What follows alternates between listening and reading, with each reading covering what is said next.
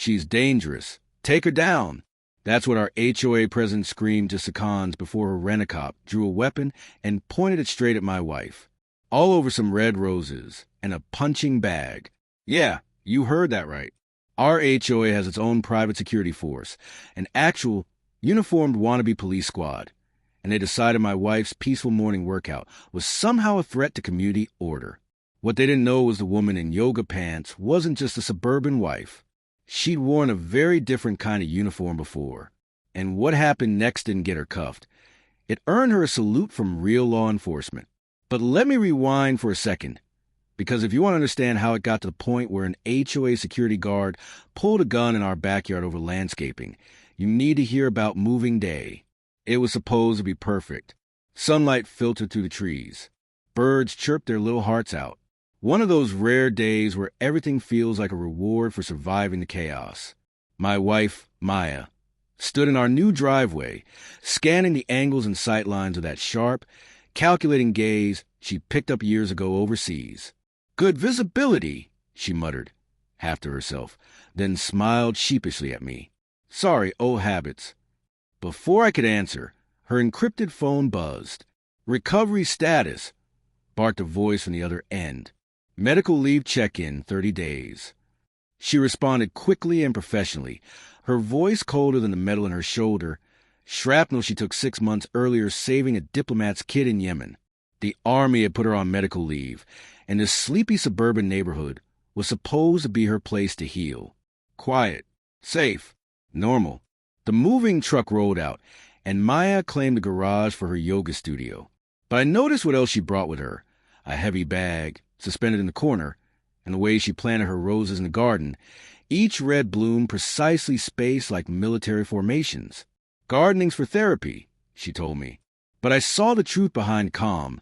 It was about the nightmares, the hypervigilance, the weight she carried after years in special ops. The roses weren't just flowers. They were a vow, proof that something beautiful could grow even after years of violence.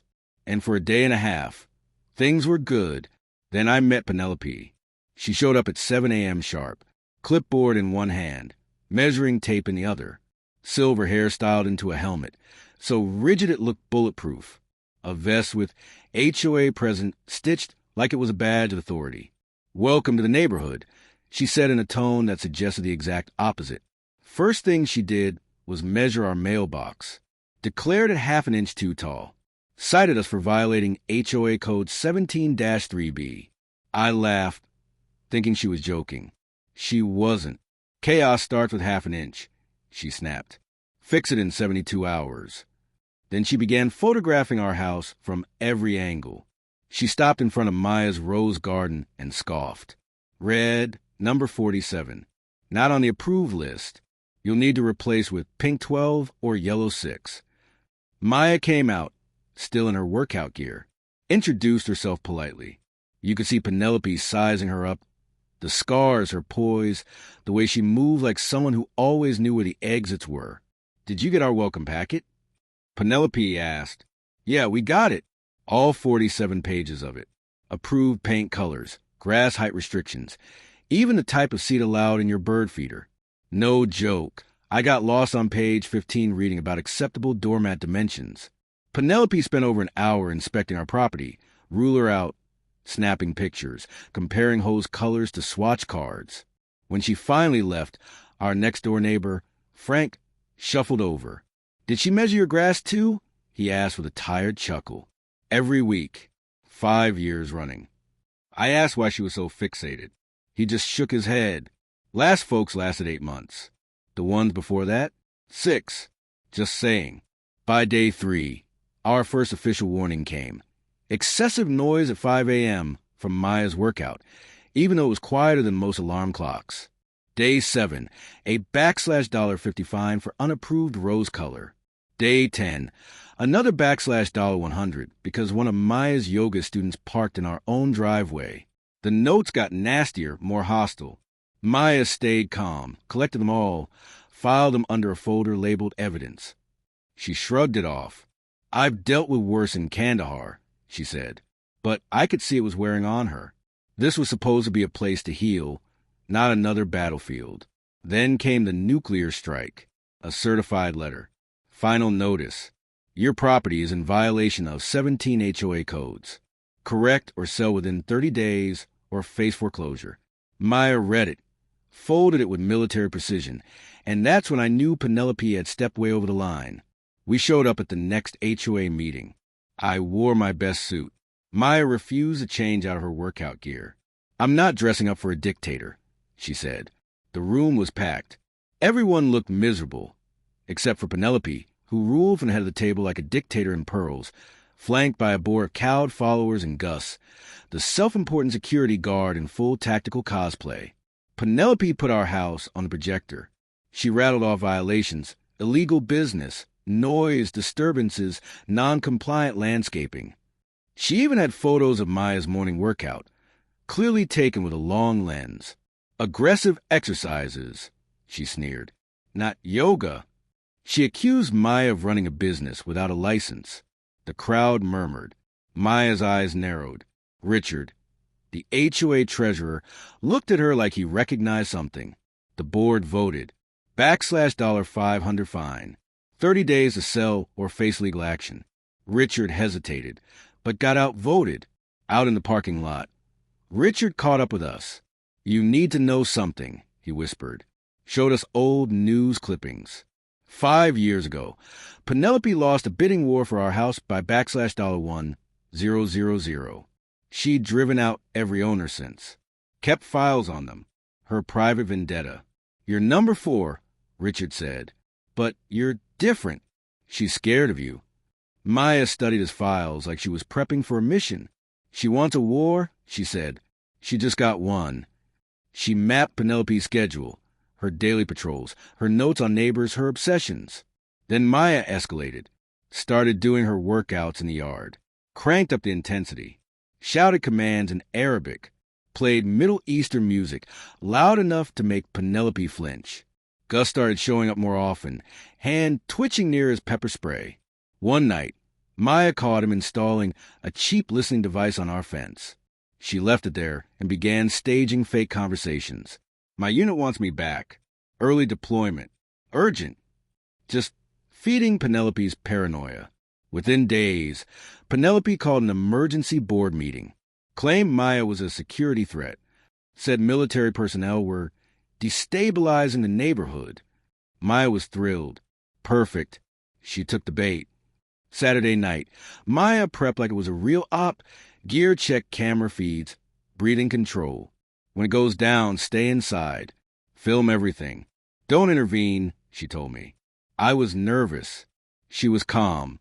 Bullies don't stop when you run, she said. They just find a new target. Time she learned some people fight back. Sunday morning. 5 a.m. Maya stepped outside. Combat boots. Tank top. Black pants. Her scar gleaming in the dawn light. Her shadow boxing wasn't just impressive. It was lethal. Within 15 minutes, half the neighborhood was watching. Frank stood on his porch, coffee in hand. Then Gus arrived. Vest on, cargo pants, security badge, real handgun, cease activities. HOA security, he barked. Maya stayed calm. You're trespassing. Leave. Gus got red in the face. Hand on his gun, yelling about PTSD, unstable veterans. Maya didn't even blink.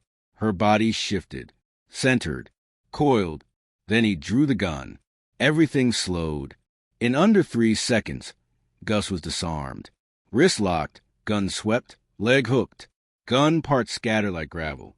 Gus face down, sobbing into the dirt. Failed basic training, didn't you, Gus? Maya asked calmly. Week 3, right?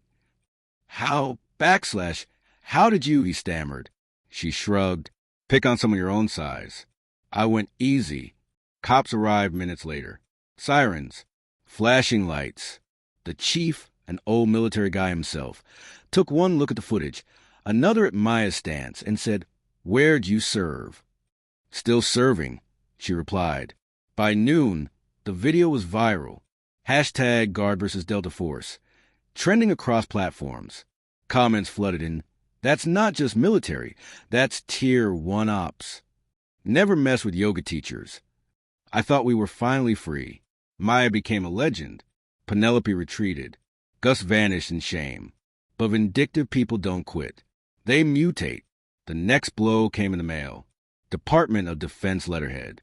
Maya security clearance suspended. Accused of misconduct. Someone, guess who, had doctored the video. Edited out Gus drawing the gun. Made Maya look like the aggressor. Maya was crushed. Her entire career, her identity, suddenly at risk. That night, she nearly submitted her resignation. I tore it up. You don't quit. We fight, but not your way. My way. I called Richard, a lawyer friend. Every family Penelope had wronged. By dawn, we had a case. 5 years of abuse. Misused funds. False federal reports. Maya played the part of a defeated woman in public. I went solo to the next HOA meeting. Asked humbly for 60 days to pack and sell. Penelope basked in her fake victory. 3 days later, the victory meeting was packed. Penelope had balloons, cake, the whole circus. She gave a speech, bragged about restoring order. Then the doors opened. Every family she'd driven out walked in. Behind them, our lawyer. Then Maya and me. The room froze. This is a private meeting. Penelope shrieked. Actually, Mrs. Carson, the lawyer said, this is perfect. I represent these 14 families in class action suit for harassment, fraud, and embezzlement. Victim spoke. You stalked us. Filed fake reports. Called CPS. Got us fired. The lawyer dropped documents. $47, 000 in misused HOA funds. 16 false complaints. Breach of privacy. Then the FBI walked in. Yes, real FBI. Mrs. Carson, you're under arrest for filing false federal reports, fraud, and conspiracy. Her screams echoed. Maya's clearance? Instantly restored. The DOD apologized. Her commander called, commended her restraint. The neighborhood erupted, cheering, laughing. HOA dissolved. Richard started a volunteer community watch. Gus tried asking Maya for workout tips. She said no. Red roses began blooming all over the neighborhood. Illegal or not, they stood proud. Just like her. At Penelope's sentencing, she tried playing the victim one last time. The judge didn't flinch. 3 years in federal prison. She was still rambling about the right kind of people as they led her away. Some obsessions die hard. Others die in federal prison. So yeah, we sent an HOA president to prison, dissolved a nightmare association, and my wife, she's back on active duty. Still won't tell me where. Our roses? Still red. Still illegal. Still blooming. And if there's one thing to take from this, it's this. Never pull a gun on someone trained to neutralize threats. And never underestimate what people will do when you threaten their home. Now it's your turn. Was this justice or just another war? Tell us your thoughts. Drop your comments. Share your HOA nightmares. And stay tuned because Penelope's prison letters, yeah, there's something else.